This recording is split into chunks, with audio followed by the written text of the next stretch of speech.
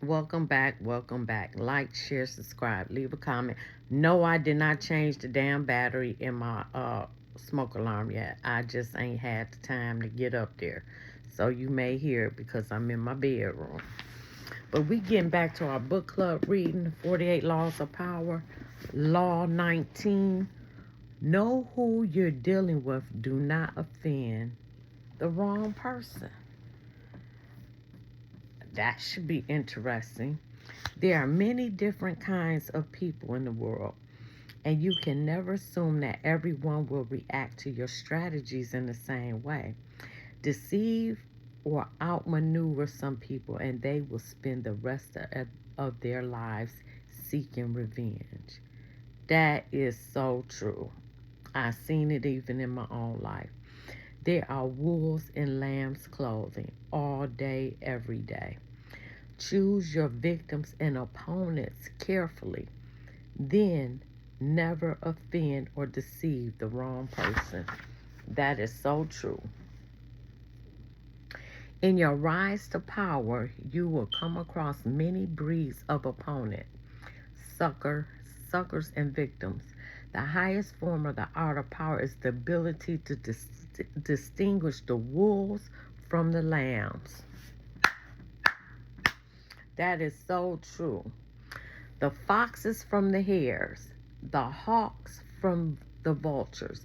If you make the distinction well, you will succeed without needing to coerce anyone too much. But if you deal blindly with whomever crosses your path, you will have a life of constant sorrow if you even live that long. Being able to recognize types of people and to act accordingly is crucial. The following are the five most dangerous and difficult types of mark in people or mark in the jungle as identified by artists, con, and otherwise of the past. The arrogant and proud man. Oh, I had my share of them. Although he may initially disguise it, this man's touchy pride makes him very dangerous. Any perceived slight will lead to a vengeance of overwhelming violence. That is so true. You may say to yourself, but I only said such and such at a party where everyone was drunk. It does not matter. There is no sanity behind his overreaction, so do not waste time trying to figure him out. If at any point in your dealing with a person you sense an oversensitive and overactive pride, flee. Whatever you are hoping for from him isn't worth it. Damn. The hopelessly insecure man. The man is related to the proud and arrogant type, but is less violent and harder to spot. His ego is fragile, his sense of self insecure, and he feels himself deceived or attacked. The hurt will simmer. He will attack you in bits that will take forever to get big enough for you to notice. If you find you have deceived or harmed such a man, disappear for a long time. Do not stay around him or he will nibble you to death.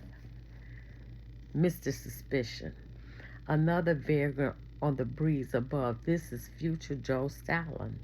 He sees what he wants to see, usually the worst, in other people and images that everyone is after him. Mr. Suspicious is in fact the least dangerous of the three. Generally unbalanced, he is easy to deceive, just as Stalin himself was constantly deceived. Play on his suspicious nature to get him to turn against other people. But if you do become the target of his suspicions, watch out. The serpent with a long memory. If hurt or deceived, this man will show no anger on the surface. He will calculate and wait. Then, when he is in position to turn the tables, he will exact a revenge marked by a cold-blooded shrewdness. Recognize this man by his calculation and cunning in the different areas of his life. He is usually cold and unaffectionate. Be doubly careful of this snake, and if you have somehow injured him, either crush him completely or get out of his sight. Damn. The plain, unassuming, and often unintelligent man.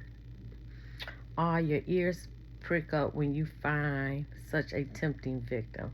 But this man is a lot harder to deceive than you imagine. Falling for the rules often takes intelligence and imagination, a sense of possible rewards. The blunt man will not take the bait because he does not recognize it. He is that unaware. The danger with this man is not that he will harm you or seek revenge, but merely that he will waste your time, energy, resources, and even your sanity in trying to deceive him. Have a test ready for a mark, a joke, a story. If his reaction is utterly literal, this is the type you are dealing with. Continue at your own risk. In the early part of the 13th century, Muhammad, the Shah of Khwarizm, managed after many years to forge a huge empire extending west to present-day Turkey and south to Afghanistan. The empire's center was the great Asian capital of Samarkand. The Shah had a powerful, well-trained army and could mobilize 200,000 warriors within days. In 1219, Muhammad received an embassy from a new tribal leader to the east of Genghis Khan. The embassy included all sorts of gifts to the great Muhammad, representing the finest goods from Khan's small but growing Mongol empire. Genghis Khan wanted to reopen the Silk Road to Europe and offered to share it with Muhammad while promising peace between the two empires. Muhammad did not know this upstart from the east, who it seemed to him was extremely arrogant to talk as an equal to one so clearly his superior. He ignored Khan's offer. Khan tried again. This time he sent a caravan of 100 camels filled with the rarest articles he had plundered from China.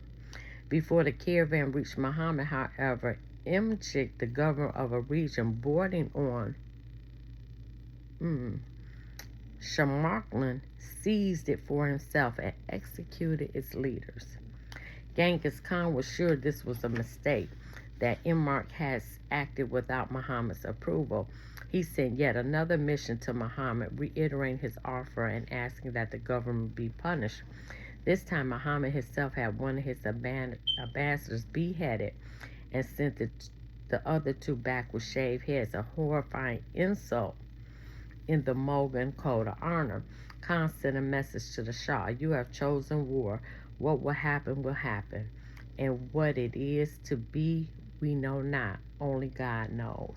Mobilizing his forces, in 1220 he attacked Imlak's province, where he seized the capital, captured the governor, and ordered him executed by having molten silver poured into his eyes and ears. Oh, that's a painful death, ain't it? Over the next year, Khan led a series of guerrilla-like campaigns against Shah's much larger army. His method was totally novel for the time. His soldiers could move very fast on horseback and had mastered the art of firing with bow and arrow while mounted. The speed and flexibility of his forces allowed him to deceive Muhammad as to his intentions and the directions of his movement. Eventually, he managed first to surround Samarkand, then to seize it. Muhammad fled and a year later died, his vast empire broken and destroyed. Genghis Khan was the sole master of Samarkand, the Silk Road, and the most of northern Asia. Never assume that a person you are dealing with is weaker or less important than you are. Some men are slow to take offense, which may make you misjudge the thickness of their skin and fail to worry about insulting them. But should you offend their honor and their pride, they will overwhelm you with a violence that seems sudden and extreme, given their slowness to anger. If you want to turn people down, it is best to do so politely, respectfully, even if you feel their request is impudent or their offer ridiculous.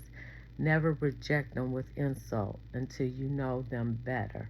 You may be dealing with a Genghis Khan. Damn, that's good.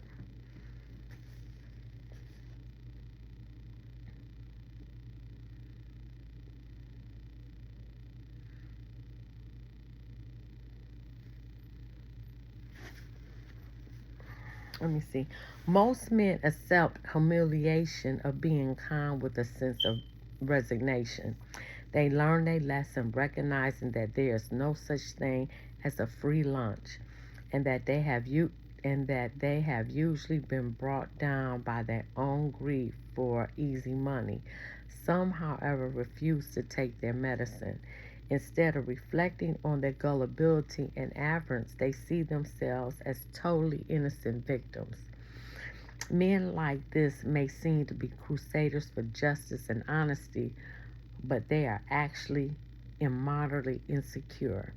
Being fooled, being kind has activated their self doubt, and they are desperate to repair the damage. Where the mortgage on Norfleet's rents, the collapse of his marriage, and the years of borrowing money and living in cheap hotels worth his revenge over his embarrassment at being fleeced, to the Norfleets of the world, overcoming their embarrassment is worth any price. All people have insecurities, and often the best way to deceive a sucker is to play upon his insecurities. But in the realm of power, everything is a question of degree, and the person who is decidedly more insecure than the average mortal presents great dangers. Be warned. If you practice deception or trickery of any sort, study your mark well. Some people's insecurity and ego fragility cannot tolerate the slightest offense. To see if you are dealing with such a type, test them first. Make, say, a mild joke at their expense. A confident person will laugh. An overly insecure one will react as if you personally insulted. If you suspect you're dealing with this type, find another victim. Okay.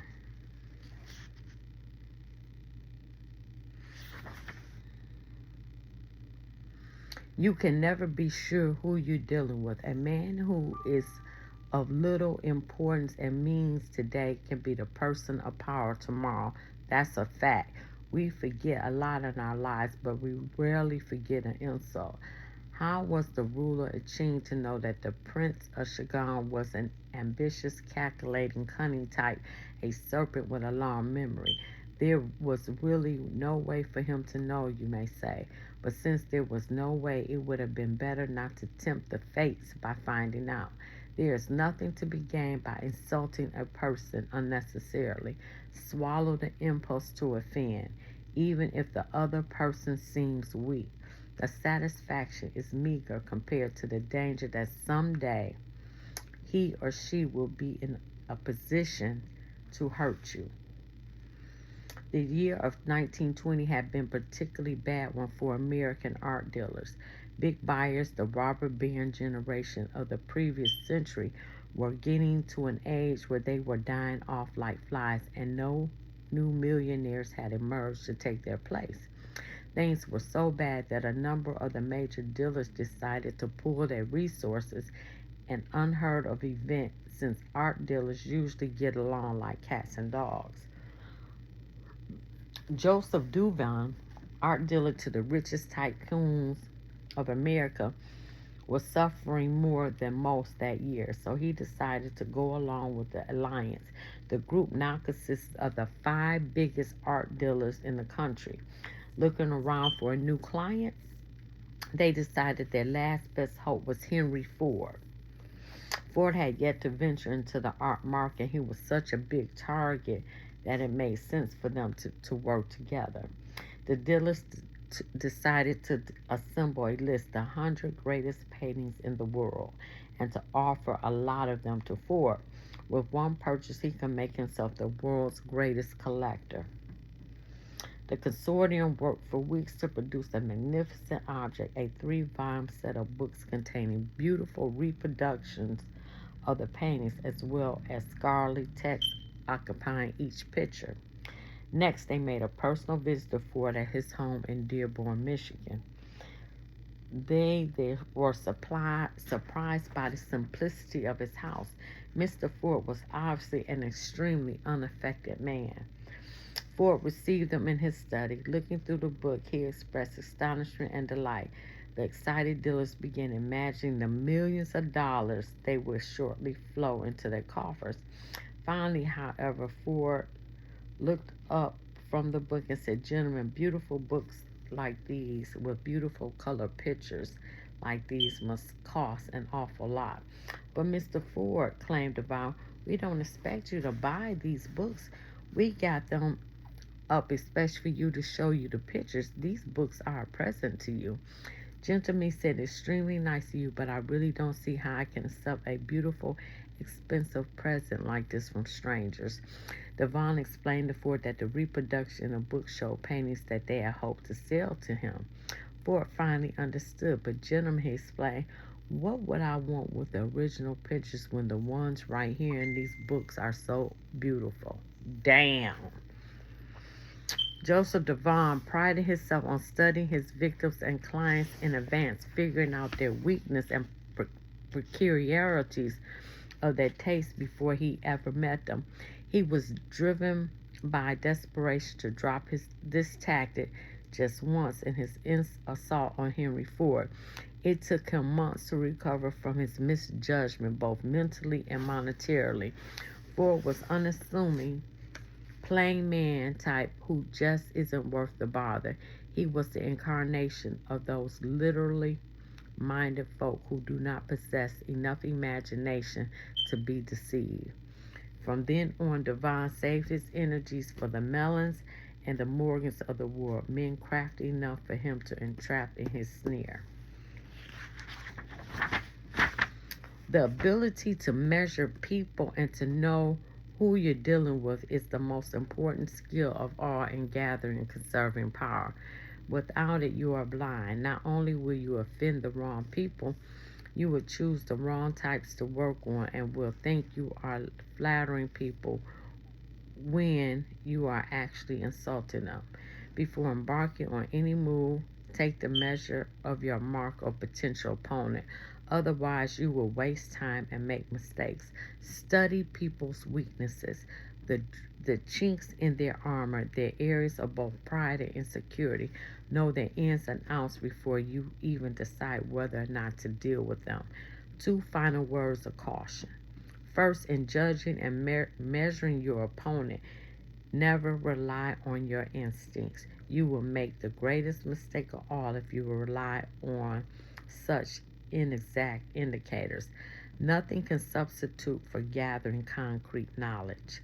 Study and spy on your opponent for however long it takes. This will pay off in the long run. Second, never trust appearances. Anyone with a serpent's heart can use a show of kindness to cloak it. A person who is blustery on the outside is often really a coward. Learn to see through appearances and their contradictions. Never trust the version the people give of themselves. It is usually unreliable. That was a good, quick chapter. So let me go to an overview. Oh, hold on. And I'm going to fix that thing. I'm going to get up there. I keep saying it, but I don't be hearing it. But I know somebody going to say they hear it, and I ain't fixed it. Hold on.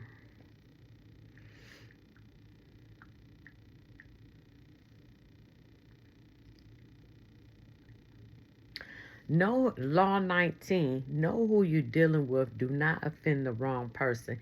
Emphasize that different people react to manipulation and tactics differently. You must carefully assess your opponents and victims to avoid provoking someone powerful or vengeful who would dedicate themselves to your downfall.